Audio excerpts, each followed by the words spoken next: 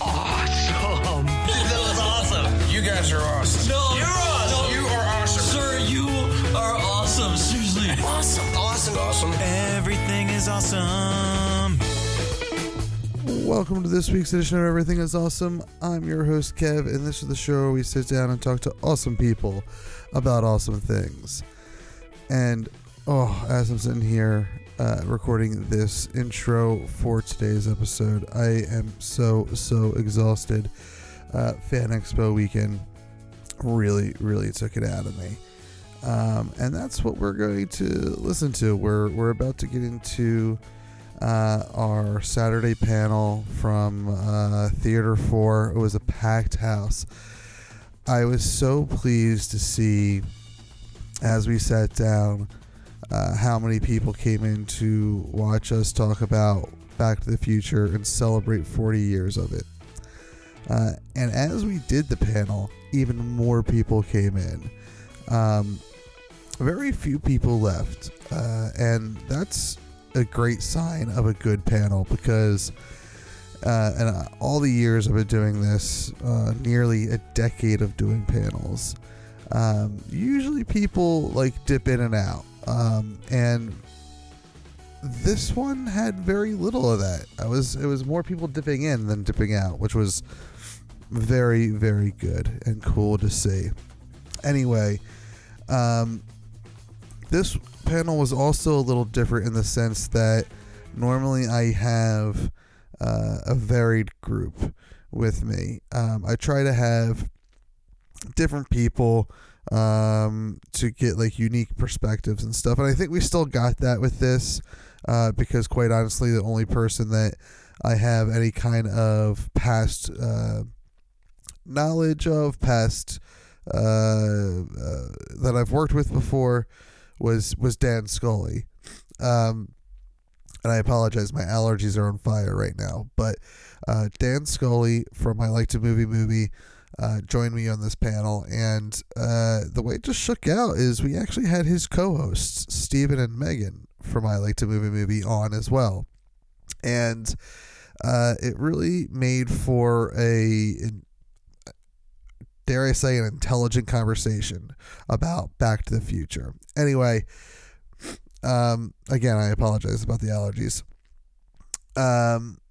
Now, there is one issue with this audio, and that is that they changed the equipment setup from years past, so I didn't have the right cable with me this year for this panel.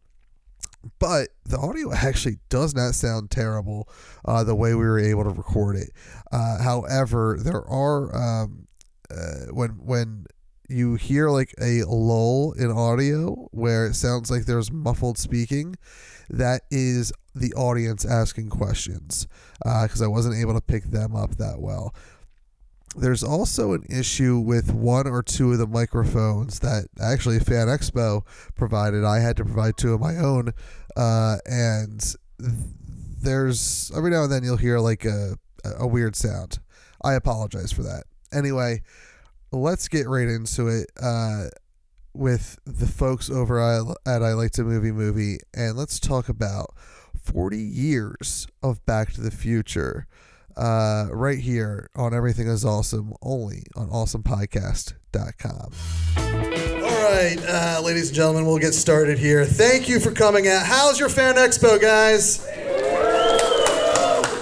I've been doing panels at FanExpo and Wizard World since 2016. This is the first time on day one y'all actually said something, so thank you for being a first-time thing for me.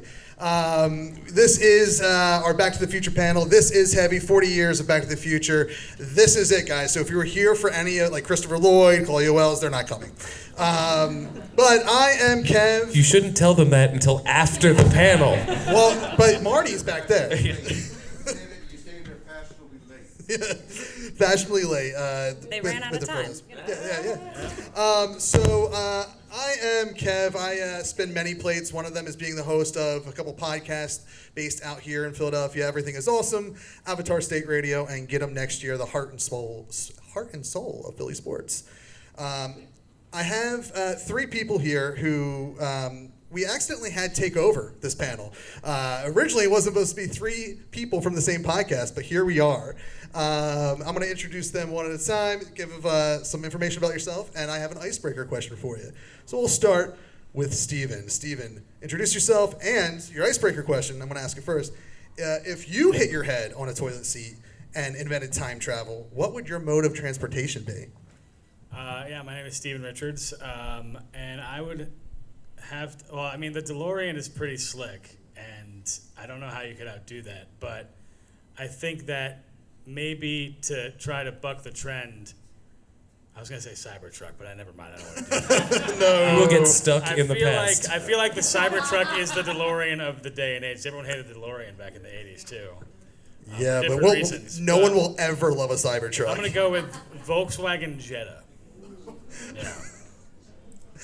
That was the car I wanted as a kid. Interesting. No reason why. All right. Next up, we have Dan Scully. Same question. Hello. Honestly, I'm right. The toilet's right there. That's the time machine. I'm hopping right on. We're cranking that up to 88. I'm not going to say how,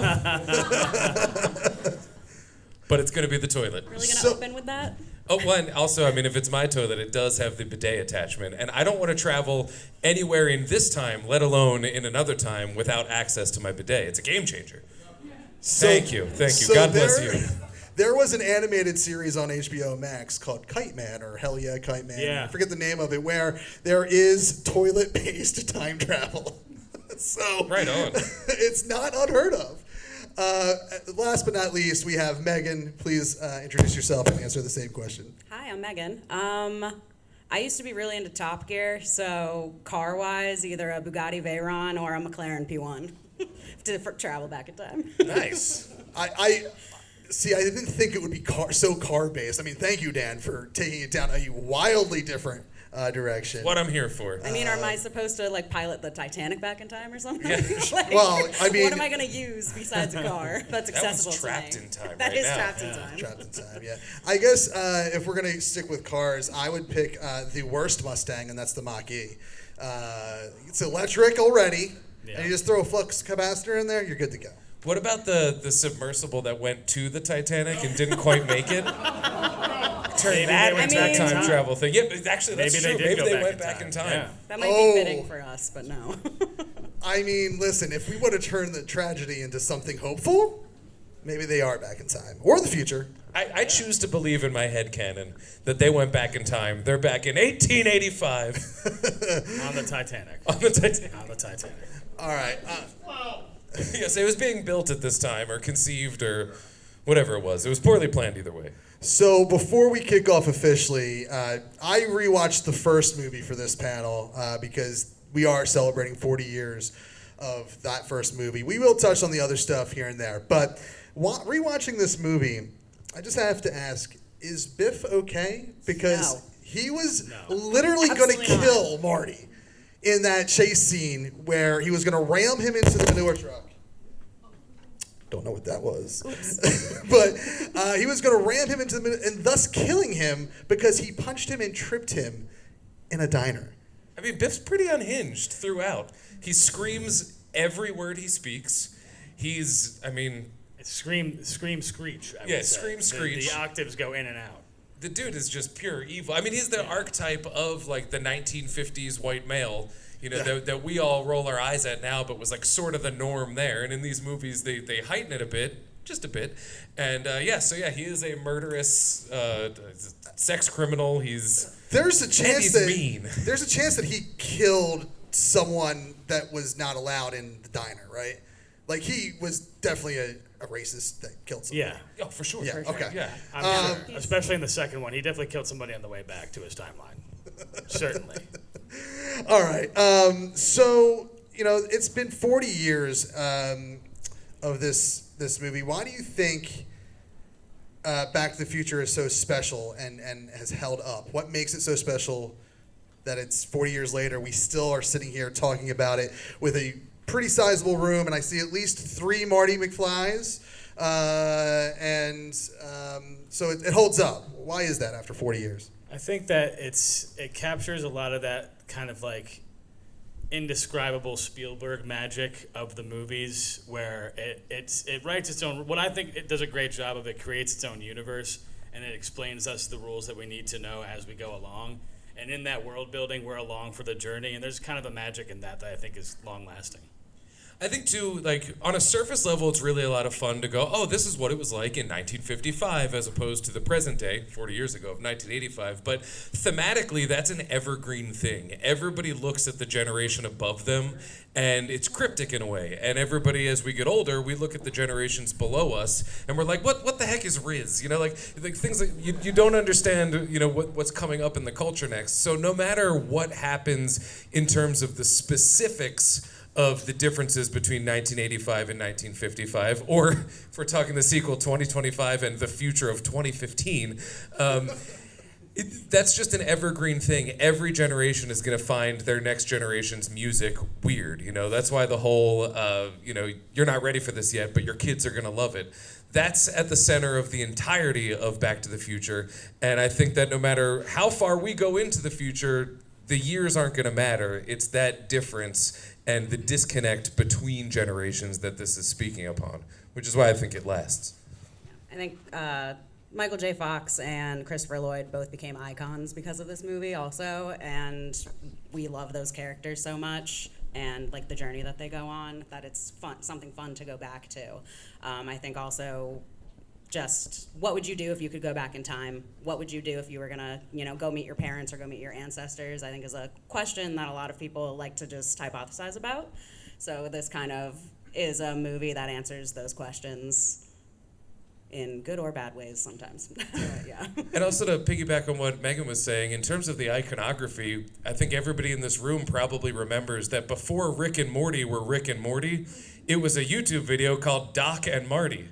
And so it was something that you know, naturally they had to change the names, you know, for legal reasons, but it's something like that dynamic is immortal, really. That's just something that's going to last forever. The dynamic of older scientist and young teenager friendship is timeless. I mean, it really is. I mean, we're not really getting into the third one, but one of the things I love about the third one is that it being a Western is telegraphed throughout the series, and one of them is through that dynamic. Yeah. I mean, most Westerns are about a stranger from a completely different world enters town, teaches everybody a little something about themselves, and, you know, becomes a hero because of the skills they have as an outsider. And typically, the street smart cowboy teams up with an older book smart, not so street smart guy, be it the blacksmith or anything like that. So yes, that dynamic is something that is iconic and you know, runs throughout film on the whole.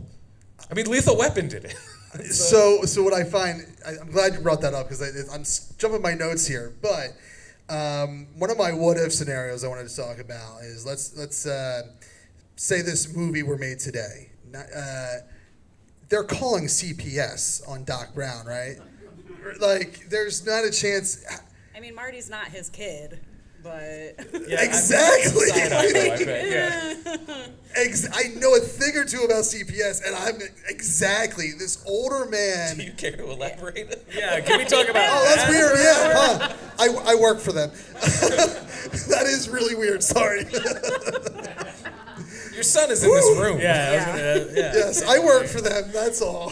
That got awkward. Anyway, but like a older gentleman who, I mean, Christopher Lloyd at the time wasn't super old. They aged him up for the 85 scenes.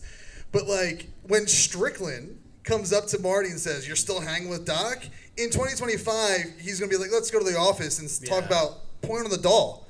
Right? Like he's gonna call CPS 100%. And nothing might come of it because it might be a legitimate friendship. But it is one that is, I don't think plays, you know, it plays in this movie. But if you were to do something like that today, I don't know that you can do a teenage boy in high school with the older doctor. You would have to come up with some script reason for why they were friends. Whereas Back to the Future, just right at the outset, it's like they're friends because he has an amp that Marty likes to plug into, and it's too loud for Huey Lewis.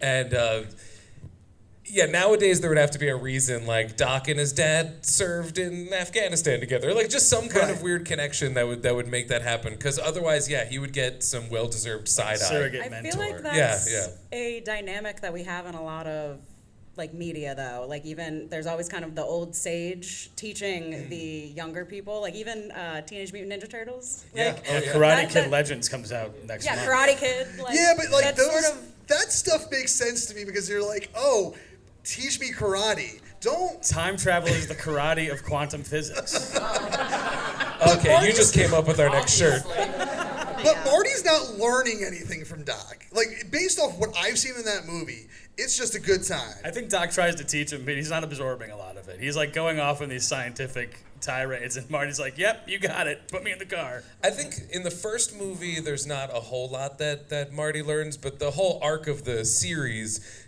does teach Marty to think a little bit more about his future and anticipate what the decisions of the present day, their repercussions in the future. I don't know how much of that comes from the first movie, and I've seen them all so many times I have a hard time breaking them apart. Right. It's one whole saga, but I think that there's probably some level of that in the first film of Marty just learning to consider his future. And then Doc also, from Marty, learning to live a little bit more in the present and stop trying to exist outside of time. Doc also backpedals his rules All for the time time. travel in each movie. He's a mad scientist. He just can't help himself. No, not at all. Yeah, there is some backpedaling, but to we were talking out there about this. To Dan's point, it is a time travel movie. Like we're not talking real science here. Yeah, but that's just the argument that you use when your argument breaks Well, apart. I You know think what I mean? the It's time issue- travel. It's all fake. Like, yeah, but they wrote their own rules, though. They made the rules in 1 and they stick to them, and then when they go into 2, they just break all of them and then they continue to break them in 3. Like there's no way What a ride. that when Biff steals the DeLorean and goes back to give himself the almanac in 2, he should not go back to the same version of 2015. There is an answer for that. No, but it doesn't make any sense. No, there is an answer in the text of the film for that. That's the flux capacitor's job. It's in the name. A capacitor will hold electricity within a circuit Do and then they dispense it as it goes. use that to Flux explain why the capacitor same Jennifer capacitates comes the back flux. too? Because that doesn't I make think that's sense. just. I think that was more just because Elizabeth Shue was on the rise in Hollywood, and they needed to get her in. But the flux capacitor, as I understood it, is what allows for the slow alteration. Like rather than Marty interrupting George and Lorraine meeting and then just immediately disappearing, it slowly fades because the flux capacitor allows for that delay. Then why does Doc care so much about changing the timeline? Well, because he doesn't want it to break permanently. He knows that they have very little time for it to Is it for going it to to not break or is it just going to be in flux? Well, it won't be in flux This is once what the happens when capacitor an runs immovable out. object meets an unstoppable force. I've just thought about this. That would be my understanding is the flux capacitor. But once it does run out, a capacitor doesn't hold the electricity forever, only until its capacity reaches capacity. Flux. But you so the replace it flux with steam capacitor, power. and so it is a It is a bit of a cop out though. But to me, like it's the lost answer of Magic Island. Like any question you can't answer, you just gotta be like, listen, the flux capacitor, that's its job. Yeah. Wizard did it. Yeah, Yeah, exactly. yeah. Magic Island.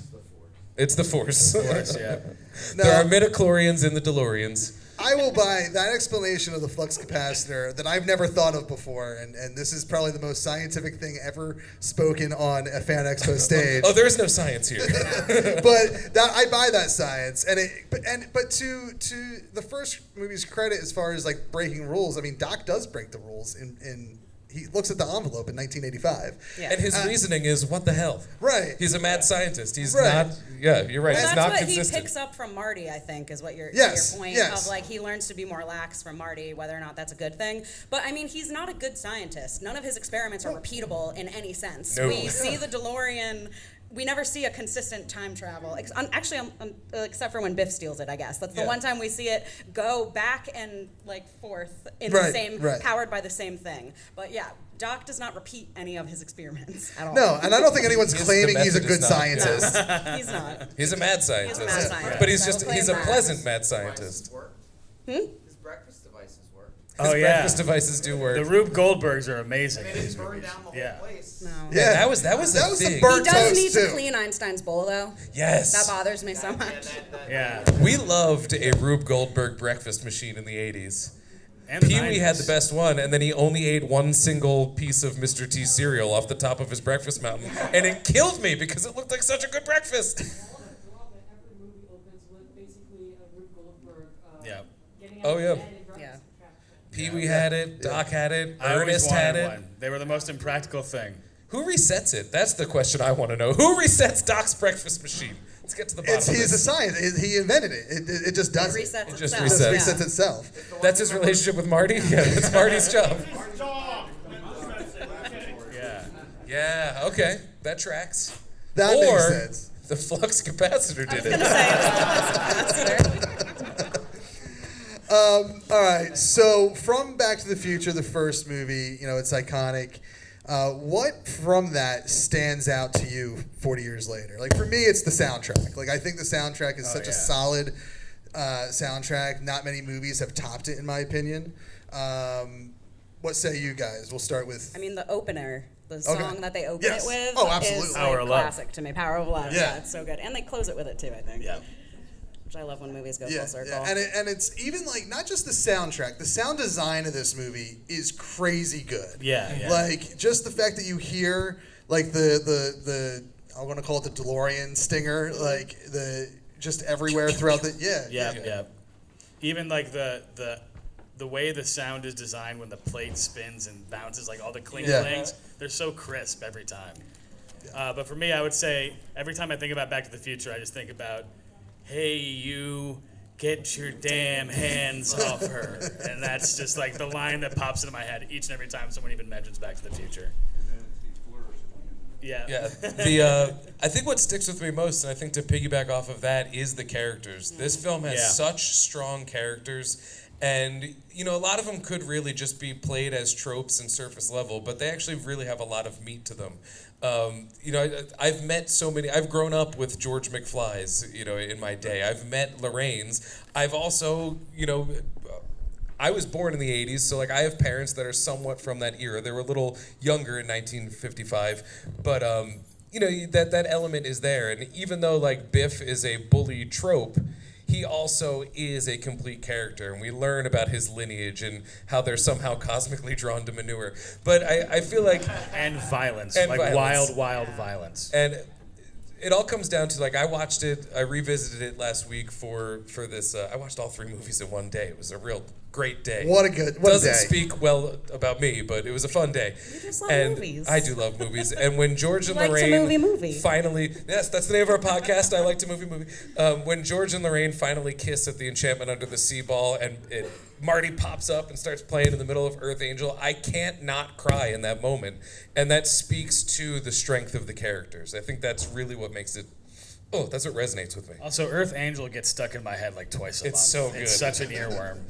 I think even though it's kind of like calling out the 50s for being idolized, I think we now idolize the 80s a lot. Yeah. And so there is just a sense of nostalgia that you get from it whenever you throw it on, whether it's the 80s or the 50s, like flashbacks. Stranger Things did a whole series about 80s nostalgia. Yeah, no, exactly. It's So kind of interesting that you say that because it doesn't even have to be specific about a certain element of nostalgia. No. Like the nostalgic feeling like that is so universal. even like the 2015 that is not realistic at all, since we've all lived through that now. Hopefully, I hope none of you are so young that you weren't alive then. Anyway, Chicago Cubs still won the World Series. They were just only off by yeah. That That's was true. the wildest part of Yeah. reality. The Cubbies. No, even like just the way that we like predicted where we would be at in the future, it still has a weird nostalgia to it for me. And I think one of the reasons I really like Marty McFly as a character is I think we had the Marty McFlys and like the Ferris Buellers, those like main character archetypes that we had in the 80s were like intrinsically attacking like the Biffs. Like we were going against that male archetype for sure with those characters. So I don't know if that's my favorite thing about the movie, but it's just one of the things that I like. Stands out. And We need more Marty McFlys We do because I need feel more like the Marty Biffs McFlys. are starting to take Yeah. over. And, Yeah. Not a big fan. Well, and you said something kind of links to what Dan mentioned earlier about how when this movie was made, it was to look back at the 50s, and now most of us in this room can look back at the 80s and be like, yeah, wow, that was a great time, even if we were little kids. I do wonder, and this goes directly to Dan's point earlier, like in 20 years when people are idolizing the 90s and the 2000s more so than they are now, and the 80s have been forgotten, does Back to the Future not stand out as much as it does today, or does it still stand out for all the reasons we've mentioned? Yeah, it's an interesting point because like because film hasn't really been around a long time. If you think about the larger scheme of things, it's kind of a small sample. Can you stop doing that? I turned my mic off. Is it me? It's kind of a small sample size looking at film and how long it's been around overall to see really what would have kind of longevity based off of what decade it is. Like I couldn't name 5 movies from the 50s. I could probably name maybe 10 from the 60s and so on and so forth. But I don't know how much of the fall off would be. But I think, like I said, looking at movies like this with that Spielberg magic, that like Jurassic Park, other movies of the time, I think those stories are, to Megan's point, people think about what would you do if you went back in time. That intrinsically is such a feeling that every generation has, that I think that these will stand the test of time for much longer than what we have reflected on our past. And really, we're kind of already past what would be the logical expiration date for this movie. I mean, 2015 was 10 years ago now. Yeah. If we made Back to the Future today, he would travel back to 2005 and would have his mind blown by Limp Bizkit. I hate that. So it's yeah. He would go back and watch Mission Impossible 2. Oh man, that hurts so much. And like to the point that it does still stand the test of time no matter what. I have a 13-year-old who watched it a few years ago, was rewatching it today, and like it's something that still clicks to a degree because it's a good story at the end of the day. And the other thing I think that really helps it is that it is such a reference point for pop culture that it's referenced in Ready Player One. It's referenced in all these different things. I mean, Rick and Morty is Back to the Future. It is a mega reference to it. So I think that helps it as well. And on the train here, I was listening to 2 young women talk, and one of them said, yeah, I've heard of Nirvana before. I think I've heard 3 of their songs. And so even though that crumbled me emotionally and physically, I think that there is longevity to the pop culture that we really love. If we made Back to the Future today, they could update one of the jokes where he's like, so who's the president? And you go, oh, Donald Trump. And he's like, Donald Trump, the game show host? We talked about this when we watched the Heathers for the podcast, that there are things about that movie that if we were going to remake it, the general themes, the core of that movie translates, and I think you can say the same about the Back to the Future movies, and that's what makes them, we're talking about them 40 years later, and that's why I think they won't fall out of pop culture. Because plus hoverboard, but Everyone loves a hoverboard. Translate, and you can relate to it even if you're not from that time period. Yeah, there's a couple he's got the real hoverboards. one. Yeah, we got at least Yeah. one here, right? That's my favorite item that I've seen walking around the con. It's usually because people are trying to get it autographed as well, and you can see the collection of signatures that they've gotten over all the cons they've gone to. But that is the toy from more than even the time machine itself. That is the toy that I wanted as a kid, was the Everybody hoverboard. wanted a hoverboard. Yeah. They did a great bit on, I think it was on Kimmel once, where they had, the Back to the Future cast in, and they were talking about the present day, and that was one of the jokes was like, do we have hoverboards now? And they're like, yeah, we do, but they're not really the same, because hoverboards are just electric wheeled boards, but we call them hoverboards. So even down to we want to call them hoverboards, but they don't hover. They just roll. The closest thing we have is those ones that are jet powered over the water. So they Those do are in cool, fact though. work over They water. only work over water. And you need a lot of power. Yes. We talked about this before we started the panel about how Marty, Michael J. Fox, was not the original actor cast. It was Eric Stoltz. And I always find it interesting, what happens to this movie if he's in it, or if any of the main characters aren't played by the final cast, if it's not Christopher Lloyd, if it's not Crispin Glover. What does that change the movie at all? It's tough to tell because I've seen the footage with Eric Stoltz, and his Marty has a completely different design to it. I don't know how that would reflect onto the feel of the character, but it's again, without a time machine, we can't really tell what the difference would be. And I like to think that the script itself is so strong that it would have transcended all the same, but it's just impossible for me to imagine it without Michael J. Fox, without Christopher Lloyd. So We got a question in the audience. It says, from what I remember, Eric Stoltz played it more seriously than more comedic role. He didn't understand it was supposed to be a comedy, kind of. Right. Crispin Glover also didn't really understand that. And so I feel like his Marty would have been more serious and less aloof, really. And the vibe of how he looks, he almost, goth isn't the word, but he has a much darker aesthetic to it, which I think probably tracks with what you're saying. And which again, the script is just so strong. I mean, if I was teaching a class on how to write an airtight script, it would be Back to the Future and Groundhog Day. Those would be the scripts I'd teach. And so I think it would still hold, but would it have lasted 3 movies? Would it have become Rick and Morty? We don't know. Right. Rick and Morty would be a lot different. That's true. Oh yeah. There is a difference. The Earth 2 version is the play. Okay. Oh. The same characters by other actors, and it's a whole different kind of structure. It is, and the Broadway play I've seen is a lot of fun, and they do lean into a little bit of the Doc and Marty that we understand, but being different actors, it's different. Roger Bart plays Doc, and he does a little bit of the voice, but makes Doc his own. And the kid who plays Marty, I don't know his name, I'm sorry, but he does Marty's voice, but he plays Marty very different in a much more contemporary way. And I think it's hard to answer the question to know, but yeah. Just in general, between people and between actors, everyone has a different chemistry, and they vibe off of each other in a different way. So we would never get another Christopher Lloyd and Michael J. Fox. Right. It would always be different. And we can't say whether or not we would enjoy it as much. Right. But no, all actors vibe off of each other and connect to each other differently. Totally, and going back to the footage that you mentioned, it is a completely different vibe that I'm not a huge fan of personally. Same. I just in this But we're alternate biased, world. so. Yes, we are biased by Well, what we know. I think it was a perfect storm of just everybody coming together in their career path at the right time and making for sure. Just a movie that really, really hit at the right time, and I don't think you could change anything; it would still be the same. For sure. In this alternate world, it would suggest then that the heroin dealer in Pulp Fiction would be played by not Marty McFly, Michael J. Fox, and that I think he could do. That I'd like to see. They are the 3 same. times, They're do the it same. once. Yeah. All right.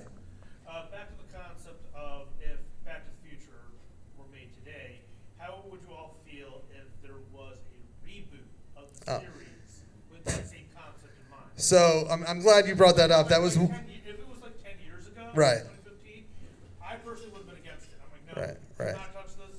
I don't want to see it continued or rebooted. Right. But since it's been 10 years since 2015, Yeah. that sort of sentiment has kind of changed a little bit. especially Interesting. with the musical. How do you all feel about that? So I'm glad you brought that up because that is one of my what if questions here. But so let's answer that question first, and then we're going to cast it with the core group. All right. Whoever wants to start, how do you feel? So I am not a fan of I don't want shot for shot a remake. I think if we're gonna do it, have some MIT grad find Doc's research somewhere and try to recreate in our time this technology, because Doc said that they were going this should never be shared, we should abandon it. Even though he then makes time train, but whatever. So if we're gonna do it, I think it should be more of a nod to the original series and continue it with new characters. Don't try to bring back Marty. You could bring them back as those people, but have that not be the main focus. Spin it off into kind of a new storyline. Kind of like Force Awakens, sort of. Kind of. Yeah, but that would be for me. Less fan service. Less fan. That would be my preference. Is because I think that is a better way to build a story that the fans will love. Not the kids. We can't do that. Yeah. The rise of McFly. Yeah. No, the rise of somehow Biff has returned. No.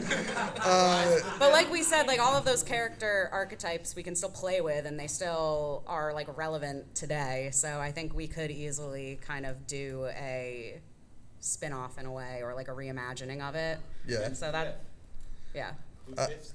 I think like, see, I never want to say no. Well, that's to what they did with a Cobra Kai, remake. right? Yes, Yeah. yeah, Yeah, and now that's- it's coming full circle.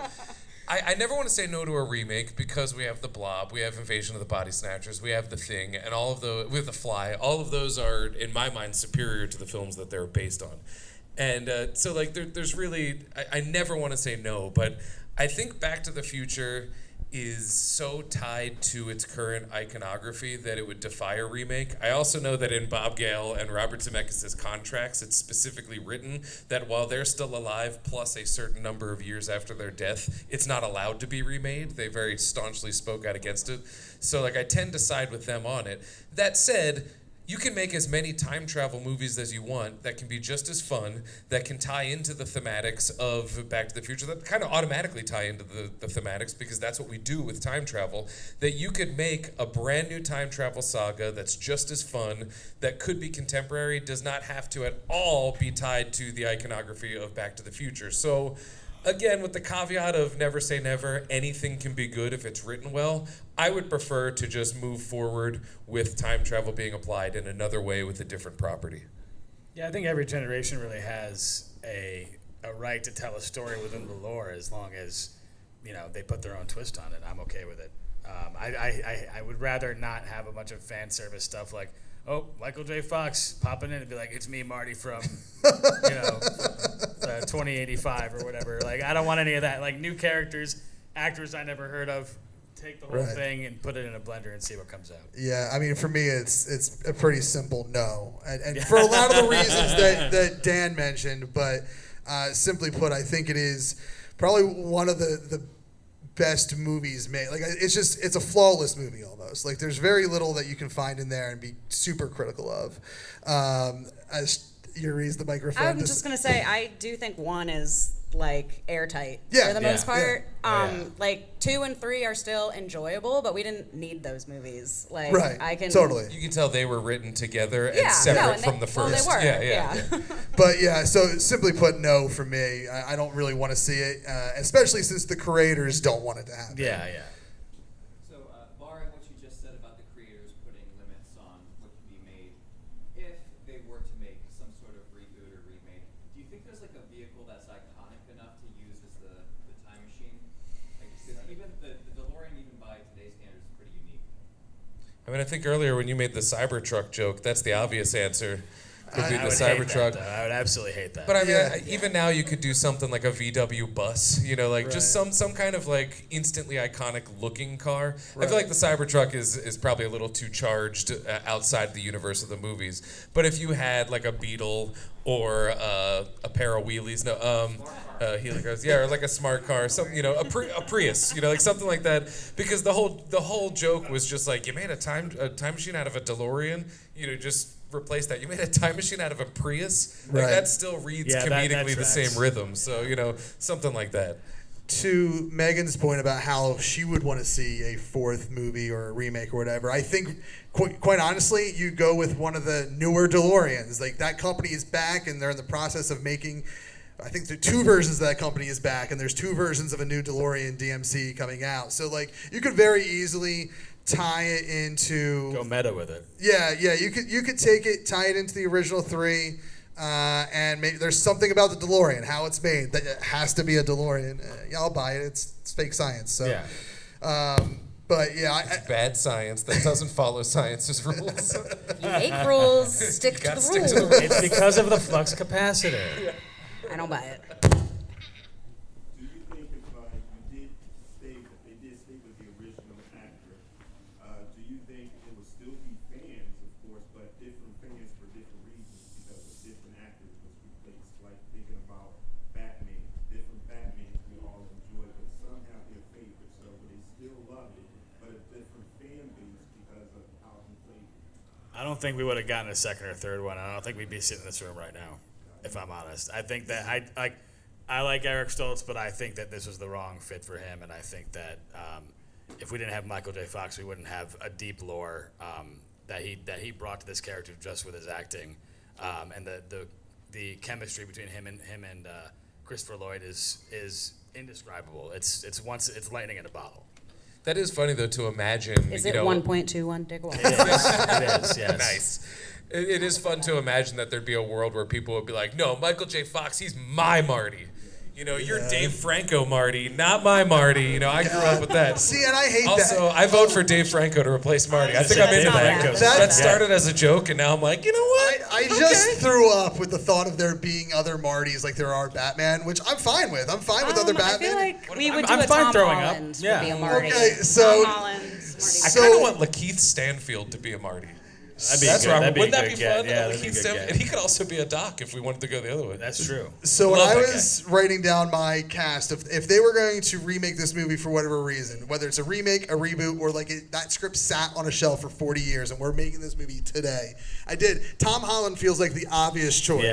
Yeah. Or and I think, Chalamet. Everyone loves Chalamet. I think because of Holland, that means that your Doc has to be the guy I think has the best chemistry with, and that's Mark RDJ. Yeah, I knew you were going to say that. Yeah, I just. Man, I don't know if I want it. I don't like that for Doc. No. Oh, but I just think. I mean, is there anyone else that we've seen him have that kind of chemistry with? See, I don't know about chemistry, but my Doc I'm picturing is Jason Mantzoukas. Yes. I want him to be Yes. Doc. He's got that crazy unhinged energy.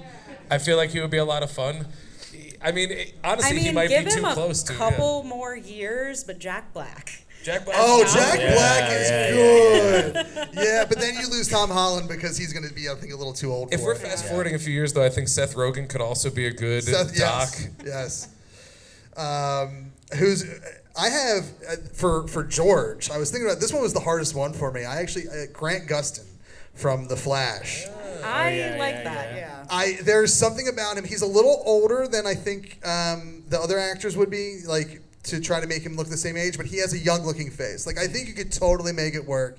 And he has that, like, awkwardness about him that George has in the beginning of the film.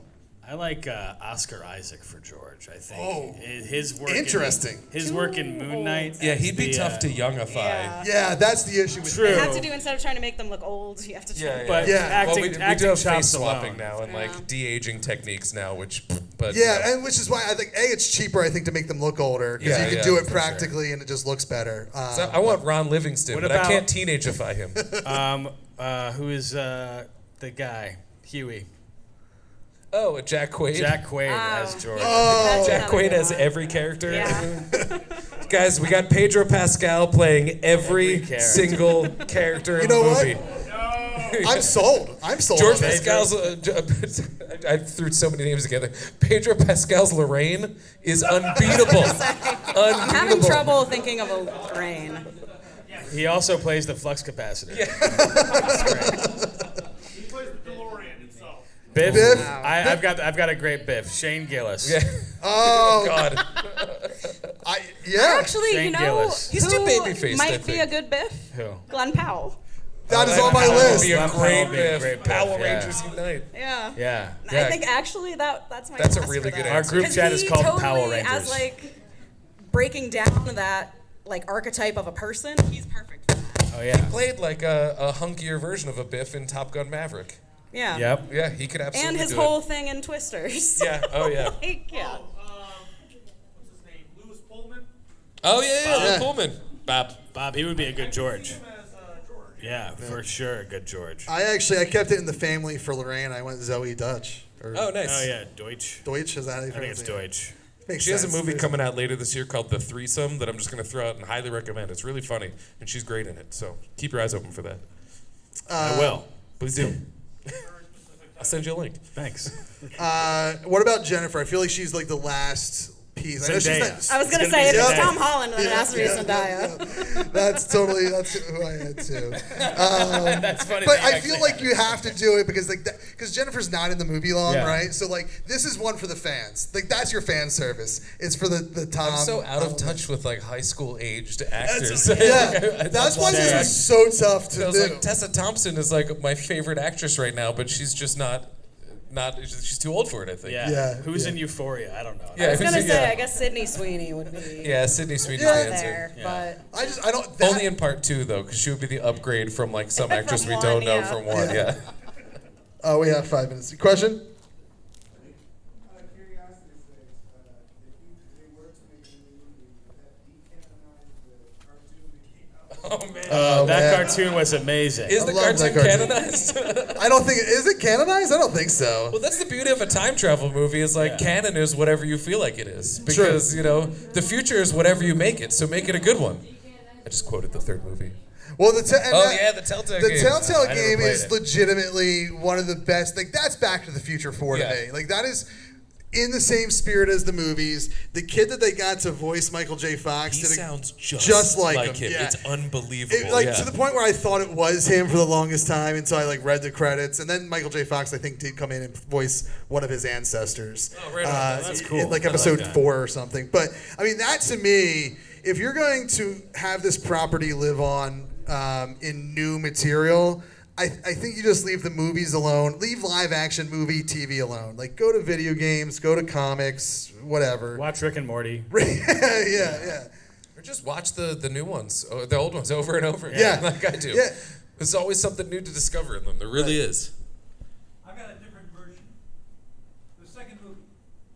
Relatives of Doc Brown find his material.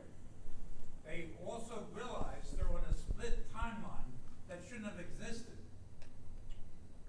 Yeah.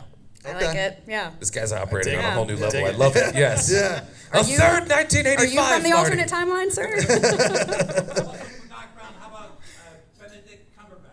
Oh, that would be kind of That's a good cool. one, yeah. Benedict Cumberbatch. That's a good one too. That's good. I've I seen like him that. wear many a strange Actually, that works hairpiece. for Tom Yeah. Holland too. It as does, Marty. yeah. They have- Yeah. They do have Way pretty home, good yeah. chemistry. That I like that. That would be good. We I would like have that. to make Doc Brown an Englishman though, because I will never, ever, ever, that's under fair. any circumstances, buy Benedict Cumberbatch not speaking in his original accent. That man might as well just be a sentient English flag, because there's no way. I've seen him do so many other accents, and I'm like, sir, you are a butler. This is you need to have your original accent. I'm not gonna buy it. All right, we have time for Choose one all of last his question. vowels. So, I know you guys are kind of iffy about if there was a remake, but what do you think would be, like, the technology of the prediction of the future? Because you know, like, how there's, like, the hoverboard and all the holograms and stuff like that. What do you think, like, the technology... I mean, we're still obsessed with flying cars, right? We don't have those yet. So that still stands. Yeah. I feel like it would be. We think of back then we thought of the future as having all these like bells and whistles and being very gaudy and all that, and now as things get futurified, everything looks like an Apple store. I was gonna say- so the future would almost be like comically brutalist and bland, you know, like that would be the joke I would Everyone's make. just gonna with have like VR glasses, and Yeah. everything else is just Yeah. gonna be like plain like glass on everything. Yeah. It'll actually probably be similar to like Ready Player One, where it's just like everybody dials in to this beautiful fake world, and the real world is in disrepair. You know, like that would be the angle I would want to take it. I think Sorry, we'll see it's not a very joyful picture of the future, but I was gonna say we're working with what we got here. I think we'll see more LED lights on clothing, and that should be cool. I also think you could probably get away with some of the technology we saw, like the flying car, like Yeah. the hoverboard. Like that does not exist. So some of that technology I mean, you could still flying get cars away with. kind of exist. They're called helicopters. It's just that would be a disaster for traffic to have that much. You know, a fender bender would be a deadly, horrifying crash Yeah. that would affect the sky, the ground, whatever. We don't want flying cars. We really All don't. right. This also depends on whatever company is sponsoring said movie. That's true, If we're that's getting true. Apple Tech or That's true. whatever else. I always laugh that they have self-tying shoes, and here in the future, it's like we have slip-ons. Yeah, baby. we bypassed that We whole went thing. back Hey, to dudes. Velcro actually for a Hey, little, dudes. you know. All right, we Yeah, have one a fix minute was not left. broken, So to wrap up, I kind of want to just final thoughts on this movie. For me, this movie means and this trilogy I know we didn't touch on it, means the world to me. When I was a kid, every summer I wore through the VHS tapes. I watched day one, Yeah. Back to the Future 1, then day 2, 2, 3, and I repeated the cycle for an entire summer. The fact that I don't have these movies memorized is crazy. But what do these movies mean to you as we kind of wrap up here? Well, I would say kind of the same thing. Like, I loved watching movies. We talked earlier about how it was on TNT all the time, and that's really, when there was nothing on TV, Back to the Future's on, pop that on. It was really a comfort movie in a lot of ways, and it still is, and it will be until the day I die. When this podcast first started, I like to movie. The concept of a movie was something that came up a lot. And a movie is a movie that embraces all of the different levels through which the art can speak.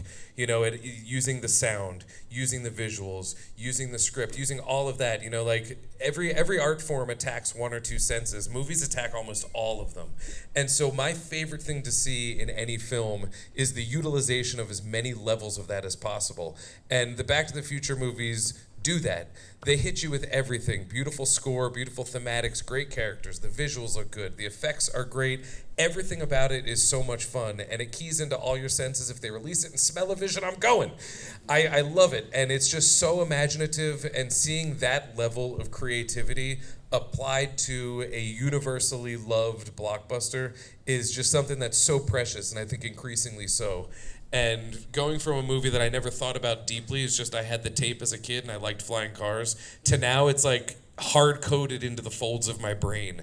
You know, there's few people my age, plus or minus a few years, that this isn't part of their soul. So yeah, I love it so much, and it's like part of why I love movies, and I think part of why we all continue to seek good film and good entertainment. Who let you go second? I can't follow that up. I can't follow that. Well, then you can make it quick because they're kicking us out. I mean, they're just entertaining movies, to Dan's Yeah. point. They use every single thing available to them to make something entertaining, and we're still sitting here talking about it like it wasn't made 40 years ago, and I think that is special. A thing that's hard to do in 45 minutes, and that's our time. Thank you all for coming out and sitting with us, talking about a movie that's been with us for 40 years. Go have a great Philadelphia Comic-Con, guys. Come get an I Like. Once again, I want to thank Dan, Steven, and Megan from I Like to Movie.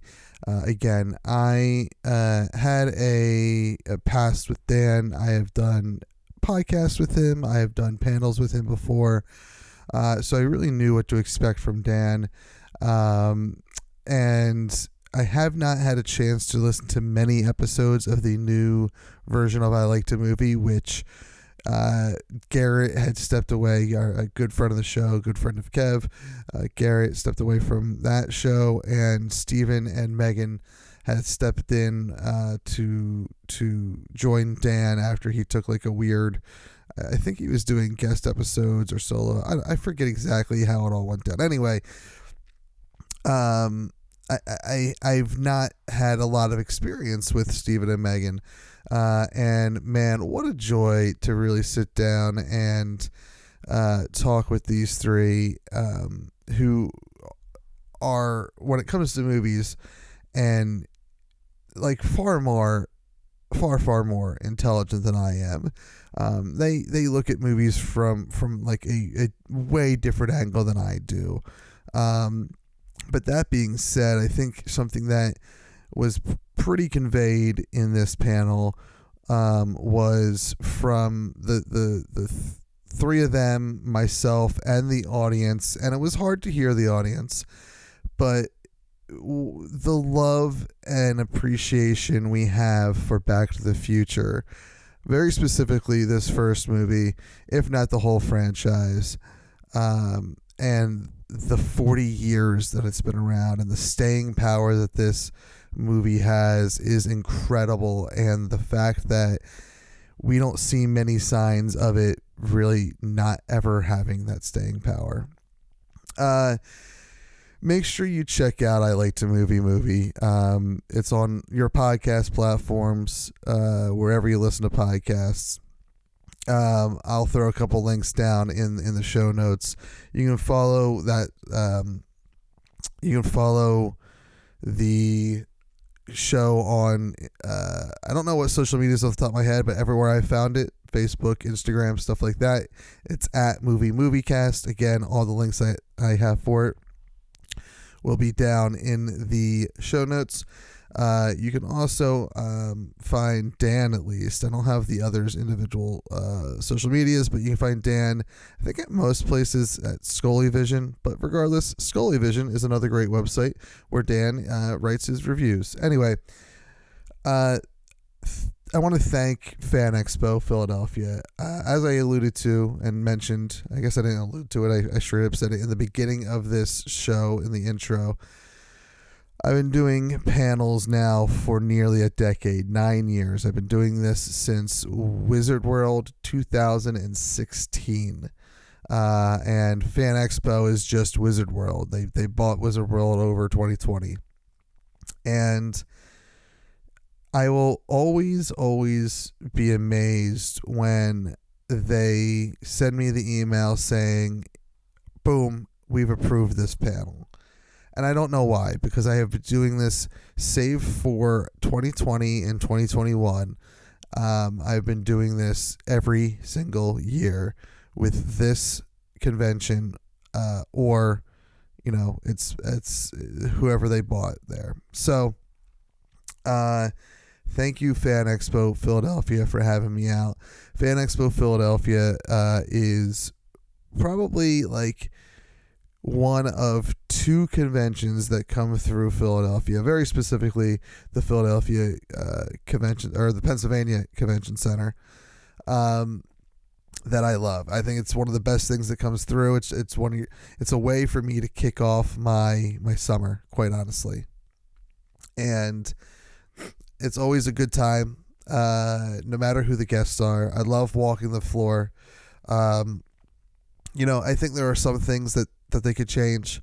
I think they could give a little bit more space for the vendors. It felt very tight this year. But you know what?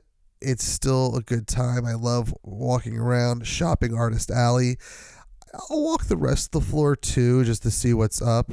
But I tend to, if I'm going to buy something, I tend to go into Artist Alley and support that area, because they tend to be the more independent crafters. But still, you'll see independent businesses on the rest of the show floor too. So, what a great place. And the fact that I get to do stuff with them is just, it's just so cool.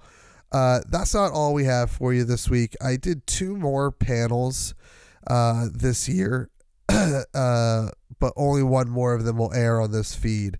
On Friday, you will listen to Go Birds, How a Fandom Unites a City and Beyond. And I'll get more into it in the actual panel, and likely the intro of that episode on this feed. But that was inspired by Jeff Stormer, friend of the show, friend of Kev, legendary Philadelphia podcaster. And I say that as someone who has been podcasting since 2007. He has been podcasting since like 2015 or 16 or something like that. So, and he's really just, he found, I don't know, there's something special about Jeff. And anyway, he wrote something, again, I'll get more into it, that inspired this panel. And unfortunately, and he wasn't able to be part of it. I'll get more into that next week or next episode. But I did have a great panelist group, with, and again, Craig, I apologize when I mispronounce your last name, but Craig Lagones, JJ from the Get 'Em Next Year podcast, and Devin Caney from the WIP Morning Show, WIP Eagle Sideline Reporter, and Fox 29 Sports. What a amazing opportunity, and so happy that everything came out the way that it did. I'll get more into it again next episode. And then the other one that I'm not going to air on this feed was a live episode of Get 'Em Next Year, called Heartbreaking Fandom. You'll be able to listen to that, I believe, on the Get 'Em Next Year feed at some point. Anyway, that's all I got for you this week. Just in the spirit of Back to the Future, it's a weird time right now. And I think something that we can take away from Back to the Future is learning from, now I know that there's some issues with the lesson learned at the end, but ultimately in 1955, when George McFly learns to stand up for himself and stand up against the bully, there's a lesson there. And that's something that I think we can all do, is stand up against the bullies. There's a lot of bullies right now. It really does feel like that. Anyway, thank you all for listening. We'll be back in just a couple days here with to wrap up FanExpo week and to talk about the Philadelphia Eagles, their slogan, and why that's so important and how it relates to pop culture. In the meantime, thank you for listening. Thank you for sticking with me through all the roller coasters of, weeks that we don't do anything, years that we don't do anything. I think I'm back, baby. I think I'm back. Anyway, follow me on social media at @NerdyKev. Anywhere that I am publicly available, that is my handle. Except for Blue Sky, it's that weird one. It's at @NerdyKev.bsky. Whatever. Just search that NerdyKev and you should find me. And make sure you follow the show. It's either at Awesome Podcast or at Real Awesome Pod. But again, at that Nerdy Kev is where you'll get the quickest response from me. And of course, make sure you subscribe to the show. That's so important. Make sure you rate and review this show. I don't think that actually helps the show. It just makes me smile.